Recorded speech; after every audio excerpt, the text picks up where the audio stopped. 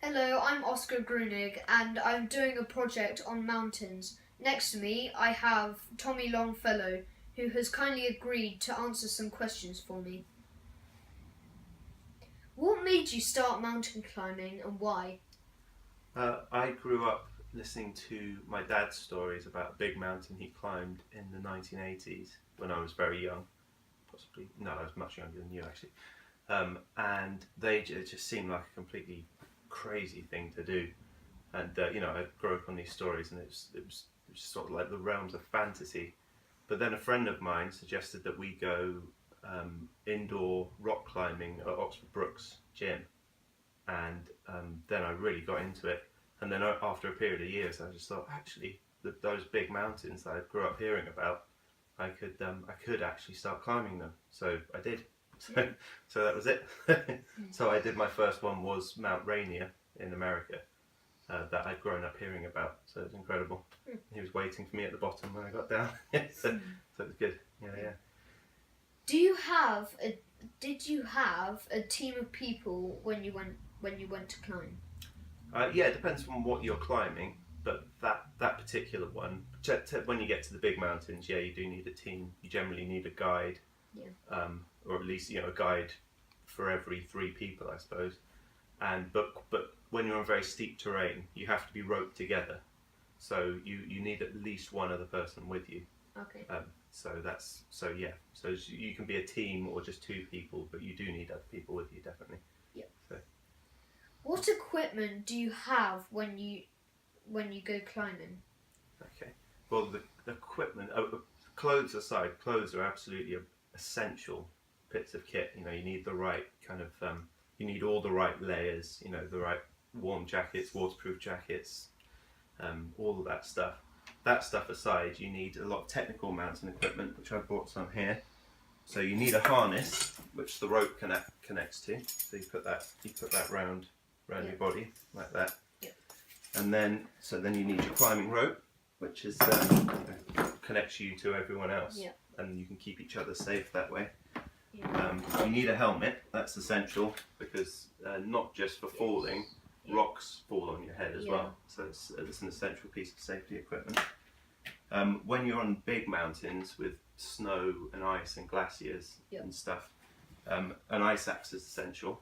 Because what you do is you hold it like that, and if you start falling down a slope, pull it in, and then you dig it into the ice, so it stops you falling. Yeah. So that's essential. And then walking on glaciers and ice and snow, you need crampons, which go on your feet. Yep. And they dig in, so it just makes you steady as you walk. They're essential. And then if you start climbing rock pitches, you don't need all of this, but all of this is designed to go into the wall, and you put your rope through this, and it keeps you safe, with someone on the other end of it. So apart from that, there are 100 other things you need, just little things, torches and whatnot, Yeah. But there's a lot of equipment involved. Yeah. So. Choose a mountain, and how much did it cost? Well, the thing is about that. I mean, if you go climbing in the UK, it's essentially free. Yeah. You just walk up a mountain, know. But then you take that, and the opposite, the other end of the spectrum of that is it costs about $60,000 to climb Mount Everest. Then if you're going to go climbing in Antarctica, you can double that. So anything in between that spectrum, it depends. It's guiding costs, travel costs, staying in huts and things. Yeah. The next trip I'm going on is in Nepal, and that's cost me £2,500 for 3 weeks worth of hiking and travelling and guides and food and lodging and all that stuff. So I'd say it's fairly standard for that kind of thing. So. Which mountains have you climbed? Okay, well, I've climbed in the UK. I've climbed 100 or so mountains, I suppose. I haven't counted, but in a lot of them several times as well. But then, like I said earlier, my first big one was in America, which is Mount Rainier in Washington State. That was great. And a couple of years ago, I went to Ecuador. I climbed one called Cayambe, and I climbed one called Chimborazo, which is quite a big one. And this in April, I'll be going to climb Island Peak, which is in the Everest region in Nepal. So those are the big ones. Yep. Why do you climb? That's a very difficult. That's the question that everyone gets asked at some point.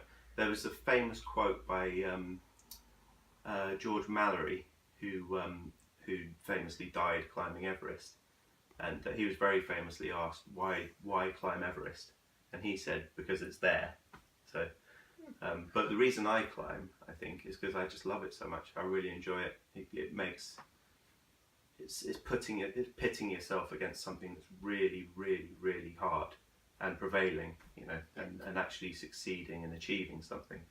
There's a real sense of achievement. Yeah. Do you ever worry about falling? Yeah, I worry about falling a lot. That's why we have ropes. Yeah, but you can find yourself in very dodgy situations. But it's up to you to be as safe as you possibly can in all situations. Yeah. I think, so. Have you ever been caught in a storm? Nothing I couldn't manage, but quite often when you're on top of a mountain. Last weekend, we were on top of some mountains in Wales, and the weather was awful, sort of 60-mile-an-hour winds and ice, snow, but felt like ice and felt like bullets hitting you. So windy, but we knew it was going to happen, and we were prepared for it, and we had the right gear, the right clothes and things. But luckily, I've never been caught out properly in a dangerous situation with a storm. So. What was your favourite mountain to climb?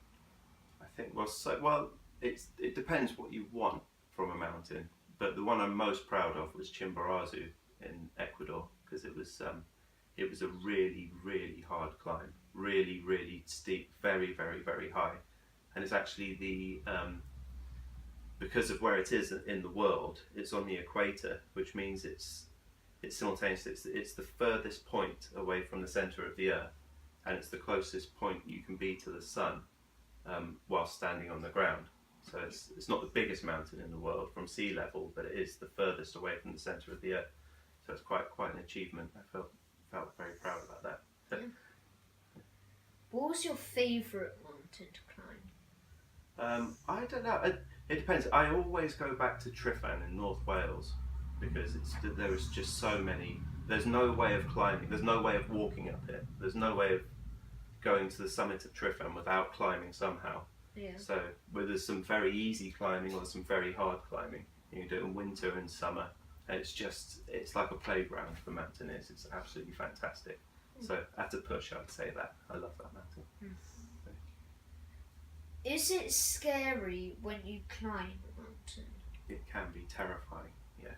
It's all about, but a lot of it is about overcoming your fears, and getting to the top. And quite often when you're very scared on a climb, when you get to the top and you feel safe again, all of that fear turns into exhilaration, and it's just a lot of fun. It feels very good. So. Which mountain do you want to climb next, and why?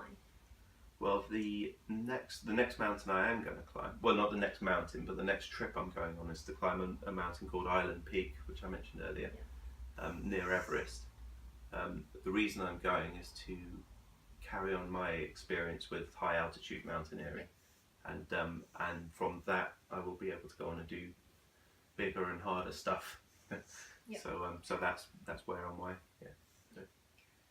Which is the ultimate mountain to climb, and why? Well, again, that depends. That depends on your depends on what you're interested in. Yeah. Obviously, a lot of people would say Everest, and they would be right. It's the highest mountain in the world above sea level, and I don't think anyone that says they don't want to climb it is either lying or they're not interested in mountaineering. I think. But then for other people, it would be K2, which is the second highest. Yeah. But it's significantly harder. Yeah. I think there's some statistic whereby for every 4 people that have got to the top, 1 person's died. So but for other people, it would be the north face of the Eiger, all the famous but dangerous, things, But you know, it's a very different thing for everyone. You know, for me, there'd be a mountain called Denali in North America, in Alaska. Yep. So hopefully one day I'll do that. Me and my mum were watching Touching the Void, a mountaineering movie, and it said 80% of people die on the descent rather than the ascent. Why is that, you think? I think that is a very popular statistic or thereabouts. It's for many reasons.